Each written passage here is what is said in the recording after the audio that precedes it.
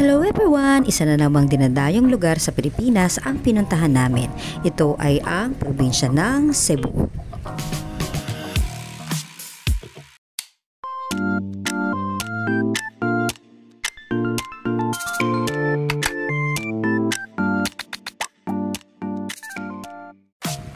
Maaga yung flight namin papunta ng Cebu, and this flight is booked by our AirAsia.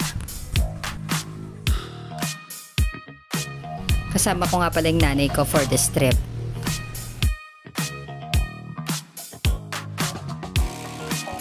Nakarating na rin kami dito sa may Mactan Airport, and since maaga yung flight namin, maaga rin kaming dumating and diretso tour na kami nito. Una naming pinuntahan ay itong Taoist Temple at wala kayong babayarang entrance fee dito.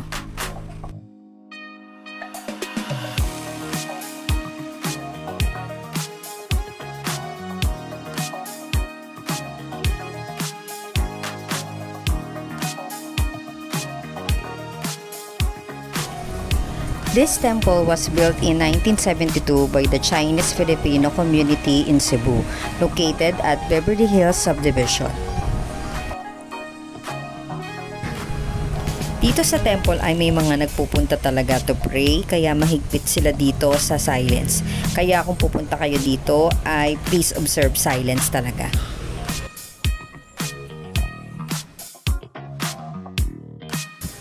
Dito naman sa area na to ay ginaganap yung mga program during Chinese New Year. Hindi rin allowed kumuha ng picture at video sa loob ng mga temple kung saan makikita yung mga santo.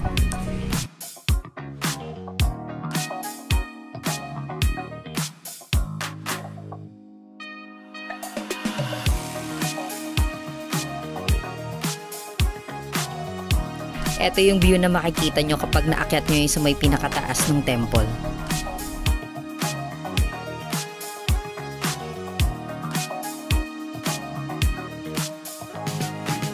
Sunod naman ay itong Temple of Lea.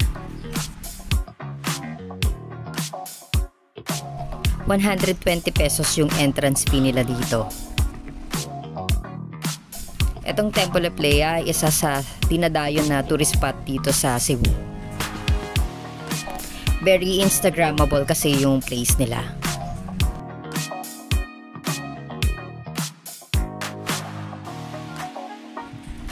This temple was built as a symbol of love by businessman Teodoric Adarna to his wife Lea Albino Adarna. Located at Barangay Busay.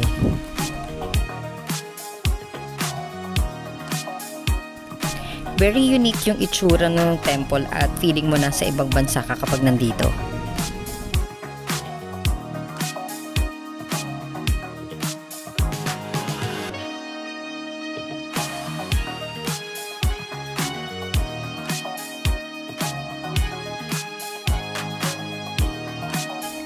Ito yung mga makikita nyo doon sa may pinaka first floor sa right and left side niya.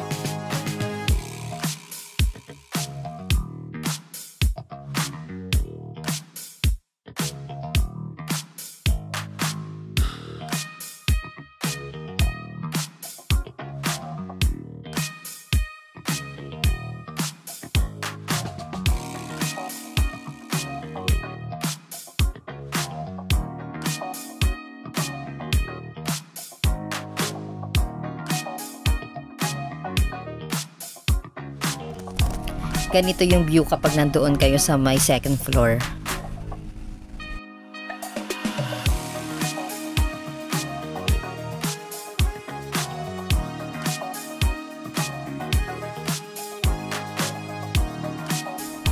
Ito naman yung second floor at dito nyo rin makikita yung souvenir shop.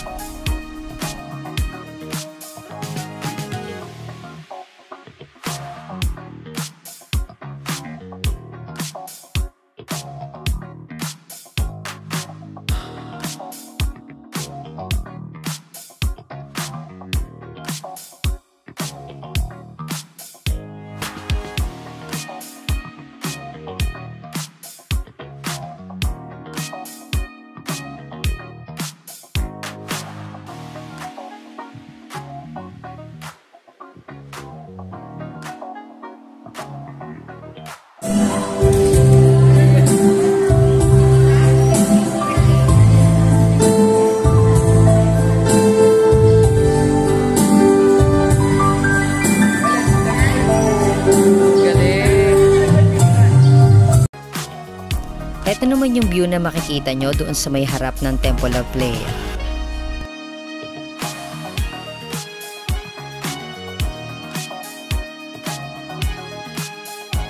Next naman ay itong Sirao Garden. 120 pesos yung entrance fee nila dito.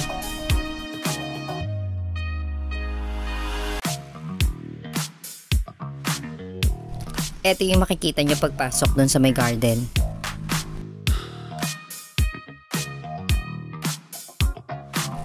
This garden is located at Barangay Sirao, also known as Little Amsterdam of Cebu. Dito sa Sirao Garden ay marami kayong makikita mga area na magandang kumuha ng picture. Medyo malaki-laki din yung lalakarin nyo para malibot yung buong garden.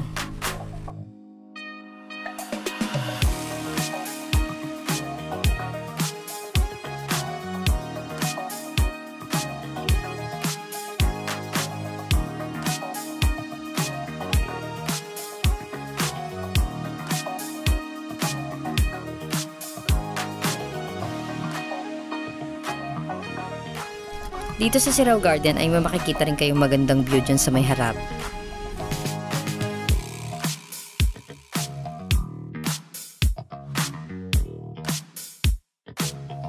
Ito naman yung pinakasikat na area kung saan kumukuha ng pictures and kailangan yung pumila dito.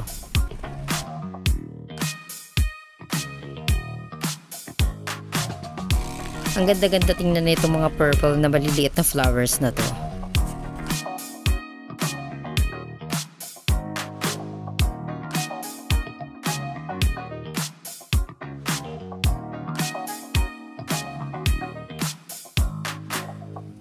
Next naman ay ang Tops of Cebu.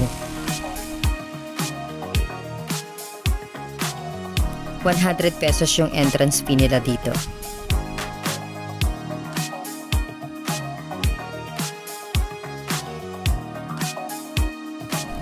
This place offers a panoramic view of the city, located at Lusay Hills, approximately 600 meters above sea level.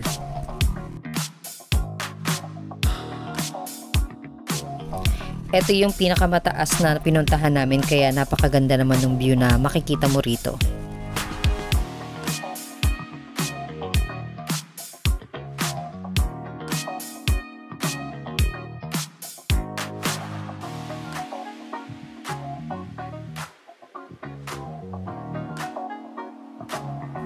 Dito sa Tops of Cebu ay marami rin kayong makikitang restaurant na pwede nyong kainan.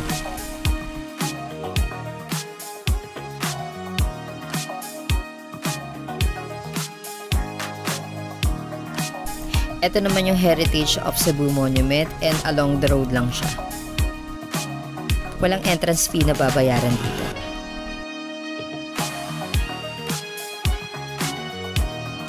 Next naman ay itong San Diego Ancestral House. Katabi lang siya ng Heritage of Cebu Monument. Nag-picture taking lang kami dito, hindi namin pinasok yung bahay. Next is Fort San Pedro. Entrance fee is 30 pesos.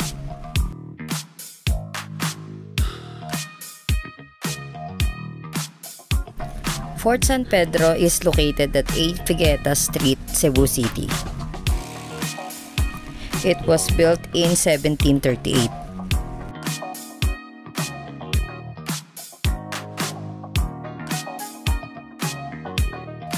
Fort San Pedro was a military defense structure of Cebu built by the Spanish under the command of Miguel Lopez de Legazpi. Itong Fort San Pedro ay mahahalin tulad mo siya sa Intramuros sa Manila.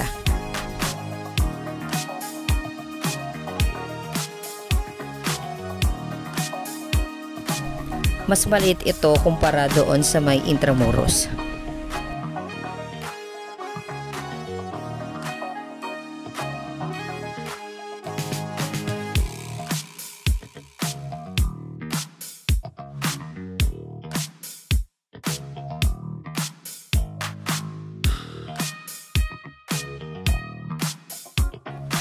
Dito sa taas ay makakakita kayo ng mga ganitong kanyon.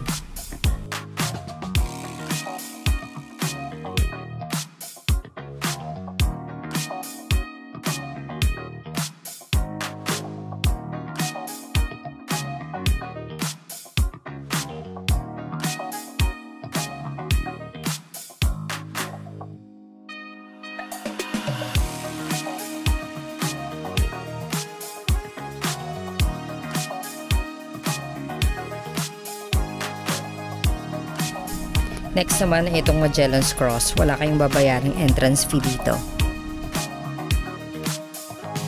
Magellan's Cross is located at Plaza Subo beside the Basilica del Santo Niño. Makikita dito ay ang mural sa kisame nito na nagre-represent ng pag-introduce ni Magellan ng Christianity sa Pilipinas noong 1521.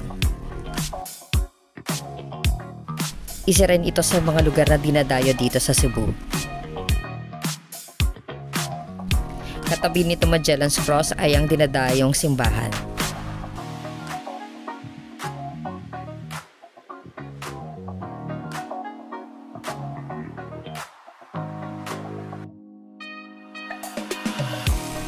Ito naman ang Minor Basilica of the Holy Child or the Basilica del Santo Niño. This church was founded in 1565. It is the oldest Catholic church in the country.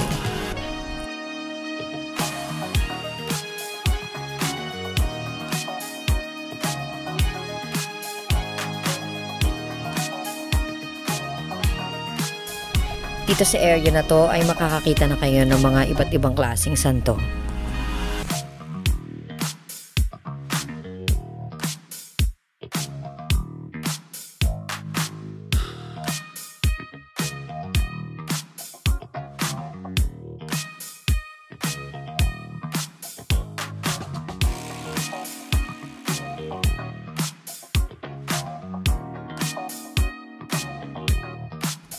Ito naman yung pinakaloob ng simbahan.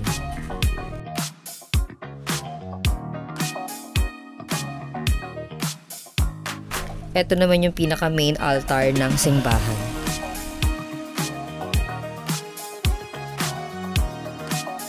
Napakaganda ng detalye ng ceiling ng simbahan.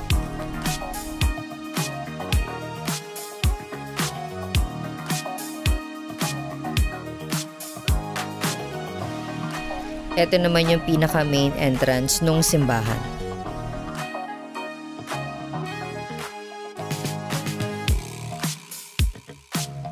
Thank you for watching. Please subscribe to my channel.